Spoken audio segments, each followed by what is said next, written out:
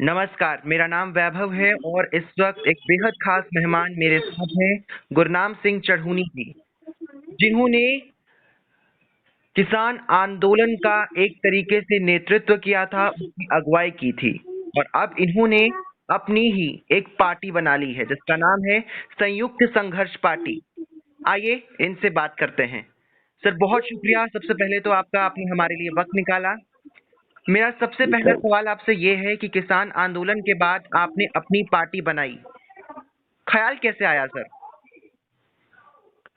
देखिए, हम पिछले 30 साल से आंदोलन में हैं और इस 30 साल के अरसे में जी। किसान मुद्दों को लेकर, पब्लिक मुद्दों को लेकर बड़ा सरकारों से टकराव भी हुए जी।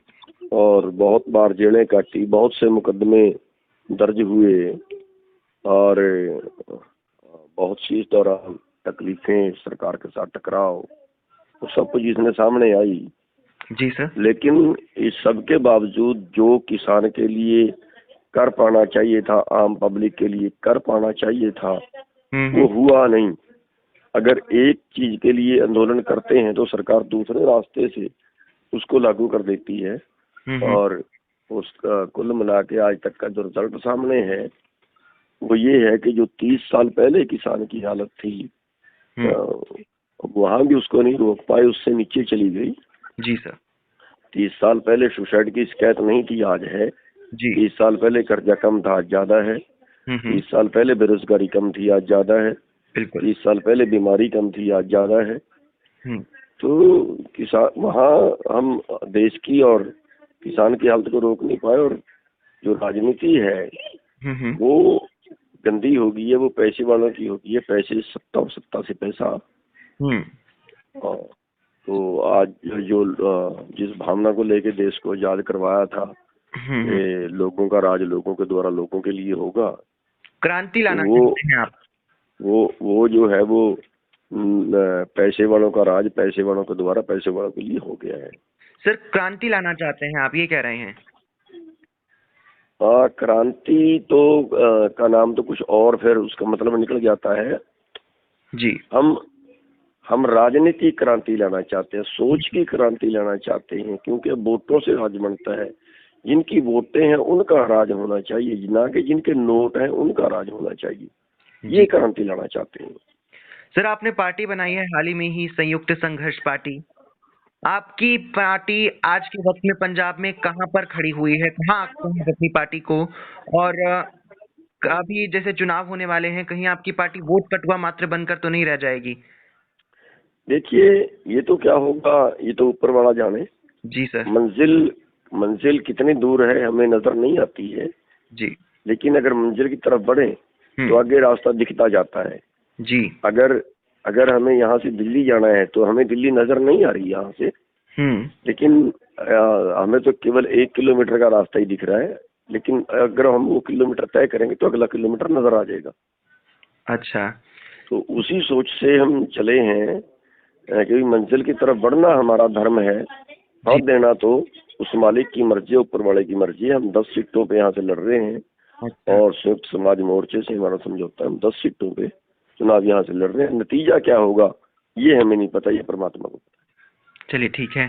सर, कल रविदास जयंती थी और इस मौके पर हमने देखा किस तरह से राजनेता जो थे, दलित वोट बैंक कहें या फिर उनकी भावना कहें, क्या कहेंगे आप इसे? जैसे प्रधानमंत्री मोदी भी करोल बाग पहुंचे, उन्होंने संत रविदास की आरती की और वहीं चरणजीत सिंह चन्नी पंजाब के मुख्यमंत्री भी दलित वोट बैंक के लिए, हमने तमाम राजनेताओं को और कल रविदास जी का हिमायती बनते हुए देखा। इस पर आपकी टिप्पणी क्या होगी? देखिए, इस पर टिप्पणी तो हम कुछ नहीं कर सकते। जी। संत महात्मा जो होते हैं वो सारे समाज के नहीं बल्कि सारी दुनिया के होते हैं। सर, वो उनका कोई वर्ग, उनका उनकी। कोई धर्म, उनका कोई कुछ नहीं होता, वो सारे दुनिया के लिए होते हैं हम्म। और वो एक तरह से अवतार होते हैं। जी सर। तो कोई उनको वोट के लिए यूज करे तो हम्म। वो अगले की समझ हो सकती है। हाँ, तो आपको क्या लगता लेकिन है वोट के लिए इस्तेमाल लेकिन कर रहे हैं? लेकिन हमारी समझ में ये है कि संत महात्माओं का सभी को सम्मान करना चाहिए, अच्छी बात है। ठीक है सर। और आप बदलाव की बात कर रहे हैं, उस बदलाव की डेफिनेशन क्या है? और सर, आप अक्सर कहा करते हैं कि एक मजबूत सरकार बननी चाहिए पंजाब के लिए, जो कड़े फैसले ले सके, जो अपने लिए ना सोचे, जो जनता के लिए सोचे। तो सर कौन सी पार्टी आज के वक्त में बदलाव ला सकती है? क्या विजन देंगे आप लोगों को? नहीं, जो आज की पार्टियां हैं ये सारी दूषित हो चुकी हैं। इनका माइंड जो है वो दूषित हो चुका है, क्योंकि ये उसी तरीके से सोचती हैं जी। जिस तरीके से इनके बराबर वाली पार्टी सोचती है। इनके बदलाव की भावना किसी भी पार्टी की नहीं है। हम्म। ये तो सारी पैसे से सत्ता और सत्ता से पैसे की भावना से चलती हैं। हम्म। दो चीज के लिए राजनीति कर रहे हैं ये लोग, एक तो चौधर के लिए और दूसरा पैसे के लिए।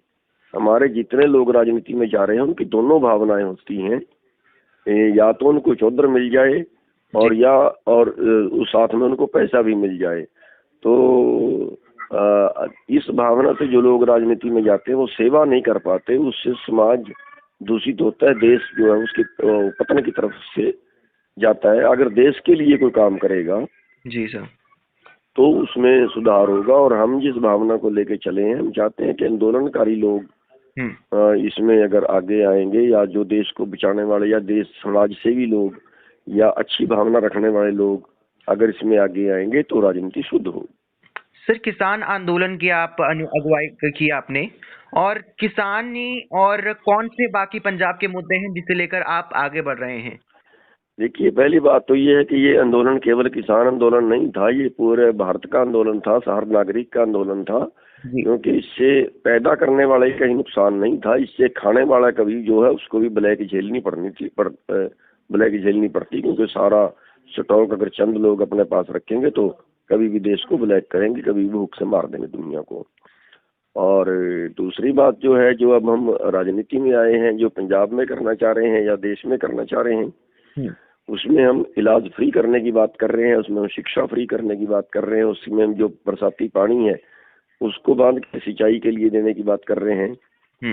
और जो खेती है वो पैदा करने से लेके और जो उपभोक्ता तक है वो सारा सोसाइटियों के थ्रू कराया जाए।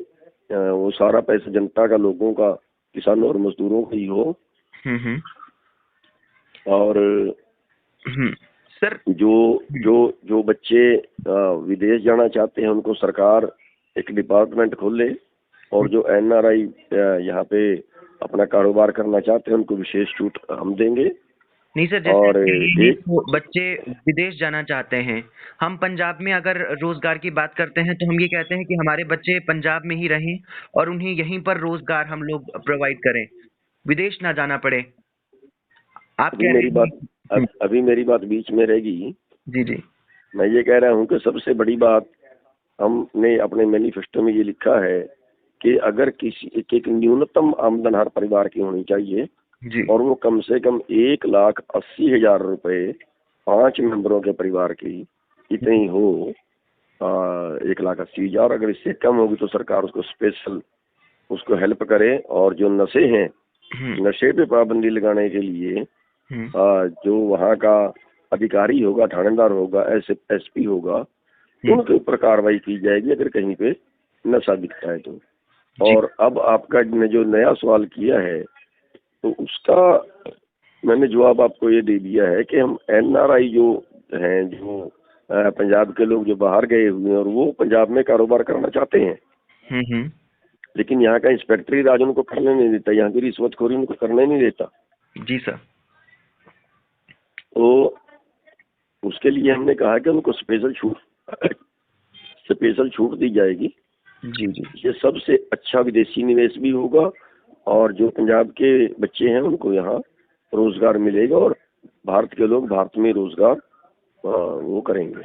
ये उनके लिए हम स्पेशल तौर पे करेंगे। और एक और इसमें हमने ये किया है कि जो इतवार की छुट्टी है, हाँ जी सर, वो उसमें दफ्तर खुले रहेंगे। उसमें इतवार की, शनिवार की जो भी उसमें दफ्तर खुले रहेंगे, लेकिन कर्मचारियों को उतनी छुट्टियां मिलेंगी, उसके हिसाब से अलग से कर्मचारी भर्ती करेंगे और अपनी इच्छा अनुसार वो छुट्टी ले सकेंगे। कोई सोमवार को, कोई मंगलवार को, कोई बुधवार को, इस तरह से छुट्टियां उनकी उतनी रहेंगी।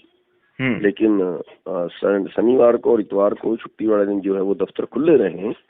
इससे देश और तरक्की करेगा, इससे लोगों के काम थोड़े दिन में ज्यादा काम होंगे। जी सर। और सर, किसान आंदोलन 1 साल से भी अधिक चला। हमने देखा कितने ही किसानों की मृत्यु हो गई इस दौरान। सर, मेरा सवाल आपसे ये है, प्रधानमंत्री मोदी ने तीनों कृषि कानून वापस ले लिए हैं। आप लोगों की अब क्या मांगे हैं?